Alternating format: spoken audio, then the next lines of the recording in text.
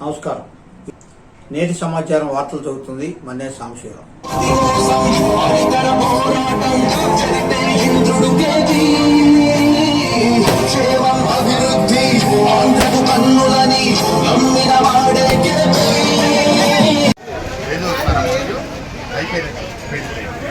ఇంకా చదువుకున్న చిన్నపిల్లలు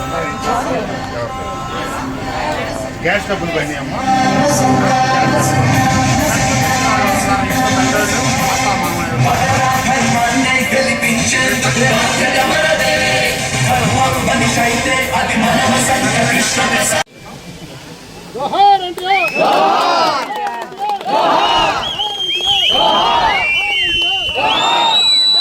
వాళ్ళు పోయిన 10 లక్షల కోట్ల అప్పే కాకుండా గ్రామానికి కాంట్రాక్టులు అందమే కదా మరో 2 లక్షల కోట్ల అప్పు మీద వాళ్ళు బిల్లులు చెల్లించకపోతే ఆ కాంట్రాక్టులు పనిచేసే పరిస్థితి లేనందువల్ల పనులు కూడా ఆలస్యం అవుతా ఉన్నాయి.